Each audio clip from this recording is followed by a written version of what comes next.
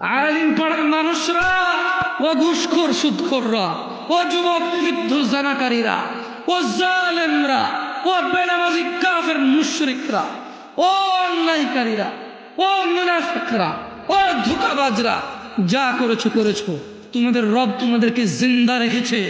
এটা ওনার পক্ষ থেকে তোমাদের জন্য এই পৃথিবীর সব চাইতে বড় নিয়ামত।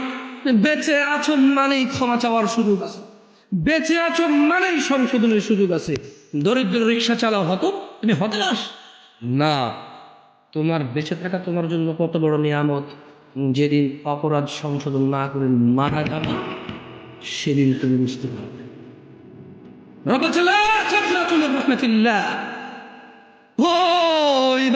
যারা তোমরা আল্লাহর বান্দা আছো, তোমরা আল্লাহর দয়া থেকে নিরাশ হইও না।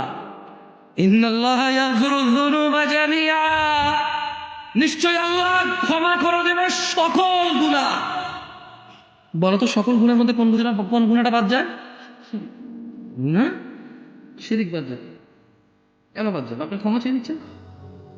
চিরস্থায়ী জাহান্নামী কোন মুশরিক? যে মুশরিক ক্ষমা না চেয়ে মারা গেছে। মানে কি আপনি বুঝেননি? মানে শিরিক কত বড় অন্যায় আমি এক্সপ্লেন করি। শিরিক সবচেয়ে বড় অপরাধ কেন জানেন? মানে একটা মানুষ যদি মুশরিক থাকে আর সে শিরিক অবস্থায় মারা যায়, বিচারের দিন তার কোনো ক্ষমা নাই। আর কি নেই তার? আর কোনো ক্ষমা নেই। মানে কোনো ক্ষমা, কেন মুশরিক অবস্থায় মারা গেছে। আর যদি কারোর ভিতরে শিরিক না থাকে, কি না থাকে, কিন্তু সে অন্যায় অপরাধী মারা গেছে, বিচারের দিন চিরস্থায়ী জাহান্নামী হবে। চিরস্থায়ী কি হবে না?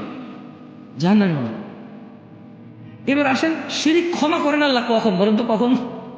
মানে মরা ব্যক্তির শিরিক আল্লাহ ক্ষমা করেন। মানে একটা লোক মরে যাওয়ার সময় মুশরিক অবস্থায় মরছে, এরা কোনো উপায় নাই, এরা কোনো কি নাই।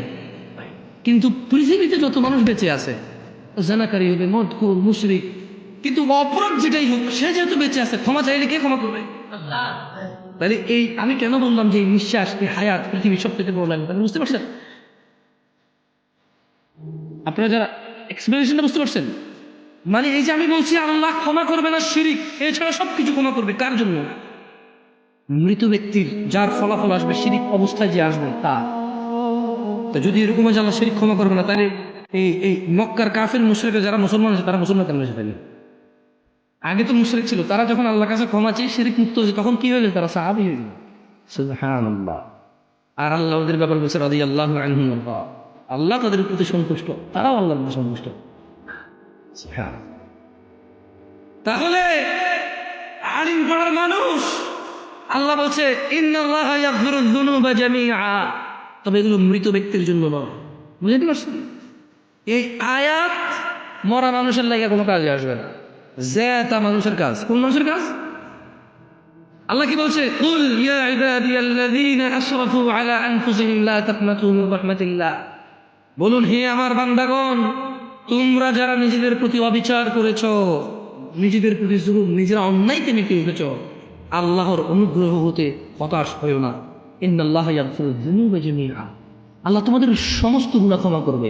এই যে সমস্ত বাংলা কথাটা, এইবার সমস্তর ভিতরে কোন গুণাটা নাই বলেন? সব আছে, সব। দেখছেন, আল্লাহ এটাই বলতেছে, ইয়াগফির, ক্ষমা করবে, যুনুবা জামিআ, যত গুনাহ আছে। যদি সে আল্লাহর ক্ষমার প্রতি আস্থা রাখে, আল্লাহর দয়ার প্রতি আস্থা রাখে, এবং ওই অপরাধ থেকে মুক্ত হয়ে বলে যে তিনি ক্ষমাকারী, আমাকে তিনি ক্ষমা করেন, আমার ভুল হয়ে গেছে, আমি আর ভুল না। আল্লাহ বলছে একবার সব গুনাহ ক্ষমা করবে। কেন ক্ষমা করবে? ইন্নাহু হুয়াল গফুরুর রহিম, নিশ্চয়ই তিনি ক্ষমাশীল, পরম দয়ালু। দেখুন, আল্লাহ তাআলা কোরআনুল কারীমে বলছে, দেখেন আপনাদেরকে কি বলবো বলেন, 60 বছর 70 বছর বয়স না, কারো কারো 20-22 বছর। আমার কাছে প্রশ্ন আসে, যুবক বলে, হুজুর আমার এই 23 বছর বয়সে আমি এত গুনাহ করেছি, আল্লাহ এটা আমাকে ক্ষমা করবে? যুবক, তোমাকে বলতে চাই, এভাবে বললে তোমার বাকিগুলো ক্ষমা হয়ে যাবে, এটা আমি জানি, কিন্তু আল্লাহ কি ক্ষমা করবে? আল্লাহর ক্ষমার প্রতি প্রশ্ন করলে এটা ক্ষমা হবে না। কারণ আল্লাহ বলতেছে যে নিরাশ হওয়া সবচেয়ে বড় গুনাহ। মানে আল্লাহ যে ক্ষমা করবে, এটা থেকে নিরাশ হওয়া বড় গুনাহ। উনি সব গুনাহ ক্ষমা করবে যদি ওনার ক্ষমার প্রতি আস্থা রাখা ফিরে আসেন।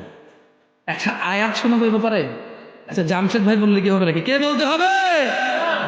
আল্লাহ সুবহানাহু ওয়া তাআলা পর্দার আলের দিনী বোনরা আপনার মনে দিয়ে শুনবেন, সেহের, জাদু, বেনামাজি, জেনা, ব্যভিচার, স্বামীর হক নষ্ট, স্বামীর পিতামাতার হক নষ্ট, বাবা মায়ের হক নষ্ট, নিজের ইজ্জত সম্মান, এই সমাজটাকে কলুষিত করা ছেলে এবং মেয়েদেরকে বলি তোমরা ভালো হয়ে যাও। তোমাদের রব বলছে ইল্লা মান তাবা ওয়া আমানা ওয়া আমিলা আমালান সালিহান ফাউলাইকা ইউবাদদিলুল্লাহু সাইয়্যাতিহিম হাসানাত ওয়া কানা আল্লাহু গফুরার রহিমা। তবে যে তওবা করে, অপরাধ থেকে ফিরে আসে, ঈমান আনে এবং সৎ কাজ করে, আল্লাহ তার গুনাহগুলোকে লিখিত পরিবর্তন করে দেয়।